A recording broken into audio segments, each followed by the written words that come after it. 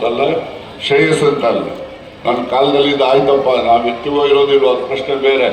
ನಮ್ಮ ಮೊಮ್ಮಕ್ಕಳು ಮಕ್ಕಳು ಈ ಕಡೆ ಹೋದಾಗ ನಮ್ಮ ಅಪ್ಪನ ಕಾಲದಲ್ಲಿ ಆಯಿತು, ನಮ್ಮ ತಾತನ ಕಾಲದಲ್ಲಿ ಆಯಿತು ಅಂತ ಅಂದ್ಕೊಂಡು ಹೋಗ್ತಾರಲ್ಲ. ಈಗ ದೇವೇಗೌಡರು ಈ ಜಿಲ್ಲೆಗೆ ಏನೇನು ಮಾಡಿದ್ದಾರೆ, ಇವತ್ತು ಎಲ್ಲ ಅವ್ರನ್ನ ಯಾಕೆ ಅನ್ನಿಸ್ತಾರೆ, ಈಗ ರೈಲ್ವೆ ಮಾರ್ಗ ಇದೆಯಲ್ಲ, ಇವೆಲ್ಲವೂ ಕೂಡ ಅವರು ಮಾಡಿದಂಥದ್ದು, ಹೆಚ್ಚು ಆಸಕ್ತಿ ವಹಿಸಿದಂಥದ್ದು. ರೇವಣ್ಣನೂ ಅಷ್ಟೇ, ಈ ಮೂರೇ ತಾಲೂಕೆ ರೇವಣ್ಣ ಹಾಸನ ಜಿಲ್ಲೆ ಅಂದರೆ ಮೂರೇ ತಾಲೂಕು. ಯಾವುದು ಹೊಳೆನರಸೀಪುರ, ಕುರುಗೋಡು, ಚನ್ನರಾಯಪಟ್ಟಣ, ಮೂರೇ ತಾಲೂಕು. ಮೂರು ತಾಲೂಕೆ ಹಾಸನ ಜಿಲ್ಲೆ ರೇವಣ್ಣಕ್ಕೆ ಸೇರಿದಂಗೆ. ಇರಲಿ, ಕೆಲಸ ಮಾಡೋದಕ್ಕೆ ನಮ್ಮದೇನು ಅಡ್ಡಿ ಇಲ್ಲ. ಸಾರ್ವಜನಿಕವಾಗಿ ಏನೆಲ್ಲ ಸೌಲಭ್ಯಗಳು ಬೇಕಾಗ್ತದೆ ಅದನ್ನು ಮಾಡ್ತಕ್ಕಂಥದ್ದಕ್ಕೆ ಹೆಚ್ಚು ಆಸಕ್ತಿ ವಹಿಸಿ ಕೆಲಸ ಮಾಡಿದ್ದಾರೆ. ಆದರೆ ನಾನು ಆ ಕಡೆ ಮಾಡಿಲ್ಲ, ಇಲ್ಲಿ ಮಾತ್ರ ಮಾಡಿದ್ದಾನೆ ಅಂತ ಆರೋಪ ಮಾಡಿದ್ರು ಅಂತೇಳಿ ಯಾರೂ ಭಾವನೆ ಮಾಡಬಾರ್ದು. ಎಲ್ಲೇ ಮಾಡಿದ್ರು ಕೂಡ ಜನರಿಗೋಸ್ಕರ ಮಾಡೋದು, ಸ್ವಾರ್ಥಕ್ಕೇನಿರೋದಿಲ್ಲ ಅದರಲ್ಲಿ. ಏನಪ್ಪ ಸ್ವಾರ್ಥ ಅಂದರೆ ರಾಜಕಾರಣಿಗಳಿಗೆ ಏನೋ ಚುನಾವಣೆಗೆ ನನಗೋ ನಾನು ಹೇಳ್ದವ್ರಿಗೋ ಒಂದು ಓಟ್ ಹಾಕ್ತಾರೆ ಅನ್ನೋದೊಂದು ಸ್ವಾರ್ಥ ಇದ್ದೇ ಇರುತ್ತೆ.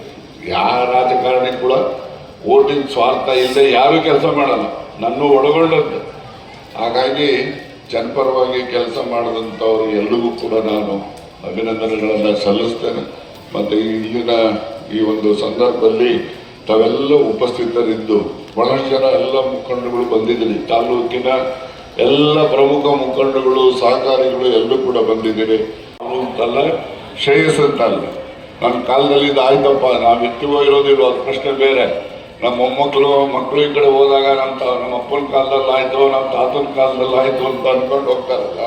ಈಗ ದೇವೇಗೌಡರು ಈ ಜಿಲ್ಲೆಗೆ ಏನೇನು ಮಾಡಿದ್ದಾರೆ, ಇವತ್ತು ಎಲ್ಲ ಅವ್ರನ್ನ ಯಾಕೆ ಅನ್ನಿಸ್ತಾರೆ, ಈಗ ರೈಲ್ವೆ ಮಾರ್ಗ ಇದೆಯಲ್ಲ, ಇವೆಲ್ಲವೂ ಕೂಡ ಅವರು ಮಾಡಿದಂಥದ್ದು, ಹೆಚ್ಚು ಆಸಕ್ತಿ ವಹಿಸಿದಂಥದ್ದು.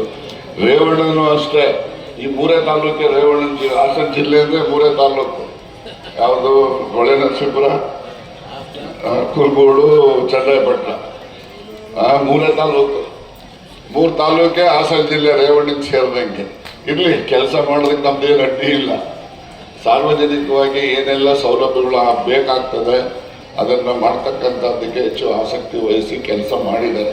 ಆದರೆ ನಾನು ಆ ಕಡೆ ಮಾಡಿಲ್ಲ, ಇಲ್ಲಿ ಮಾತ್ರ ಮಾಡಿದ್ದಾನೆ ಅಂತ ಆರೋಪ ಮಾಡಿದ್ರು ಅಂತೇಳಿ ಯಾರೂ ಭಾವನೆ ಮಾಡಬಾರ್ದು. ಎಲ್ಲೇ ಮಾಡಿದ್ರು ಕೂಡ ಜನರಿಗೋಸ್ಕರ ಮಾಡೋದು, ಸ್ವಾರ್ಥಕ್ಕೇನಿರೋದಿಲ್ಲ ಅದರಲ್ಲಿ. ಏನಪ್ಪ ಸ್ವಾರ್ಥ ಅಂದರೆ ರಾಜಕಾರಣಿಗಳಿಗೆ ಏನೋ ಚುನಾವಣೆಗೆ ನನಗೋ ನಾನು ಹೇಳ್ದವ್ರಿಗೋ ಒಂದು ಓಟ್ ಹಾಕ್ತಾರೆ ಅನ್ನೋದೊಂದು ಸ್ವಾರ್ಥ ಇದ್ದೇ ಇರುತ್ತೆ. ಯಾವ ರಾಜಕಾರಣಿ ಕೂಡ ಓಟಿನ ಸ್ವಾರ್ಥ ಇಲ್ಲದೆ ಯಾರೂ ಕೆಲಸ ಮಾಡಲ್ಲ, ನನ್ನ ಒಳಗೊಂಡದ್ದು. ಹಾಗಾಗಿ ಜನಪರವಾಗಿ ಕೆಲಸ ಮಾಡಿದಂಥವ್ರು ಎಲ್ರಿಗೂ ಕೂಡ ನಾನು ಅಭಿನಂದನೆಗಳನ್ನು ಸಲ್ಲಿಸ್ತೇನೆ. ಮತ್ತು ಇಲ್ಲಿನ ಈ ಒಂದು ಸಂದರ್ಭದಲ್ಲಿ ತಾವೆಲ್ಲ ಉಪಸ್ಥಿತರಿದ್ದು ಬಹಳಷ್ಟು ಜನ ಎಲ್ಲ ಮುಖಂಡರುಗಳು ಬಂದಿದ್ದೀರಿ. ತಾಲೂಕಿನ ಎಲ್ಲ ಪ್ರಮುಖ ಮುಖಂಡರುಗಳು, ಸಹಕಾರಿಗಳು ಎಲ್ಲರೂ ಕೂಡ ಬಂದಿದ್ದೀರಿ.